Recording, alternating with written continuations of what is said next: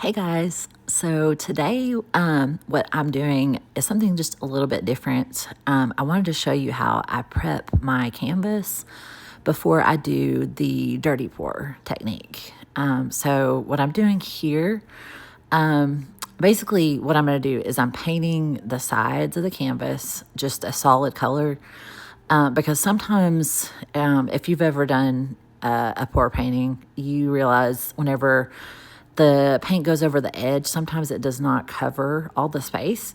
So you either have to go back and paint after it's dried, or you can do what I'm doing, which is just going ahead and painting it a solid color.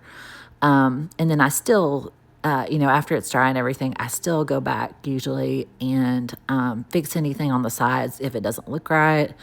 I just make it as an extension of what is on the front.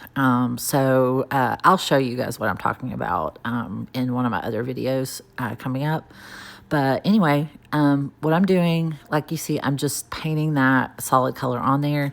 It dries really quickly. Acrylic paint does usually. So it doesn't have to be like a super thick coat or anything, just enough to, cover all the white. So that's what I'm doing here. And I'll be right back with you to tell you the next step.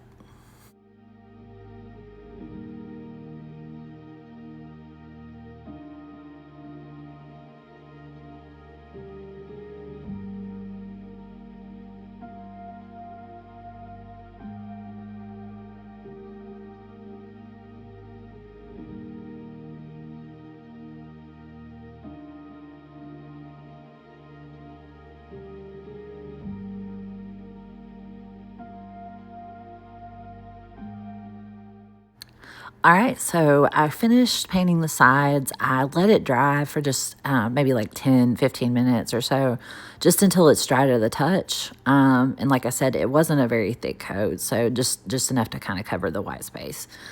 All right, so now what I'm doing is I am taping along the sides. And one thing I always do before I do this too, and I don't know if I've shown you guys in one of my previous videos, but I will show you in one of mine coming up as well. I always tape with this painter's tape. I always tape the back of the canvas just to make it, in case the paint kind of drips around the back, it makes it a little bit neater, just less messy. So I always tape the back, but right here what I'm doing is I'm creating a border around the canvas with this tape. So what'll happen when I do the dirty pour, usually if you don't do this, what happens is the paint it goes over the sides really quickly. I mean, with any pour painting, it's kind of like that, but with the dirty pour, in particular, I've found that I lose a lot of paint. So, one thing I wanted to start doing, and I've seen other artists do this as well, but is just to create this, I don't know what you would call it actually, but I just sort of create this border around the edges, and it keeps the paint on the front of the canvas. So you can kind of get all that paint on there and cover all the corners before anything starts to go over the edge. And then you can take that tape off and you can go ahead and start tilting, and then let the tape, just take the tape off and let the paint go over the edge.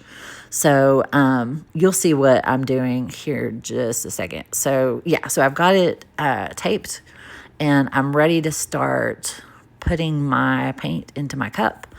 And with a dirty pour, I usually, for this size canvas, I think this one is a 12 by 12, I believe. For this size, I usually use about 8 ounces of paint. And I think I've shared this before with you guys, but there's a paint calculator available online by one of the artists that I really respect.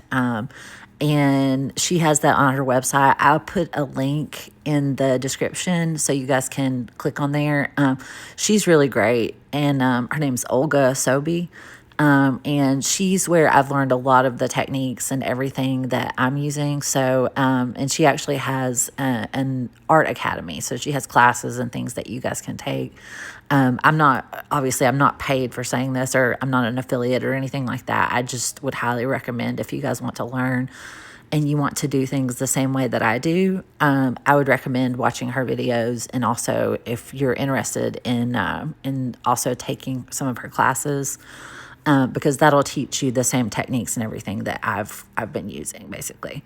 So what I'm doing now is I'm just adding the paint. You can add, there's ways to do this if you want to have cells. You can add it in a certain order, and it will you'll be more likely to get the cells rather than having to use silicone, because silicone is not archival. Oh yeah, I had a little splatter problem there. But anyway, silicone is not archival. So if you are planning on, displaying your artwork in a gallery, or selling your artwork, or doing a commission or anything like that, I would not recommend using silicone. Now, if you're just doing this for fun and you want to keep your paintings and you're just trying to, just do it kind of like experimenting and that kind of thing, then you're welcome to use silicone. That is fine. I started out in the beginning, and I did watch other artists doing that, and I didn't even realize that it was not archival at the time. So anyway, we are at this point right here. Okay, so I've got the paint poured on there. With the dirty pour, if you guys have not watched any of my other videos on the dirty pour technique, basically, you just, like I said earlier, you put the paint, you just layer it in the cup, and then you just pour it directly onto the canvas. And you can pour it in any way you want to. You can pour it all around the canvas. You can make a design. You can just pour it in one puddle and let it spread out. It's your choice. It's up to you. I do it differently every single time, pretty much. So I just like to see what way is going to work best for me. And I like kind of pouring it all around the canvas. I think it gives a better coverage, and I prefer that. All right, so now I've got the tape taken off, and I'm going to start tilting. And when you're tilting, once you've done it this way, like I normally say, when you're tilting, go ahead and cover all four corners, and before you let it start going off the side, which I know is difficult to do, but this made it so much easier by doing the tape border, because I didn't have to worry about losing so much paint so quickly. So I am basically just tilting until I see the design that I want, and then I stop and be done with it. And as far as the design for you guys, if you've never done this before, you can kind of experiment, just see, what looks good to you. If you have never taken art, if you don't really know what you're doing, that's okay. It's just, you're going to look at something and be able to tell if it's pleasing to the eye or not. Most people can do that. So I would just suggest kind of playing around with it and seeing. The dirty pour is probably one of the easiest techniques as far as that.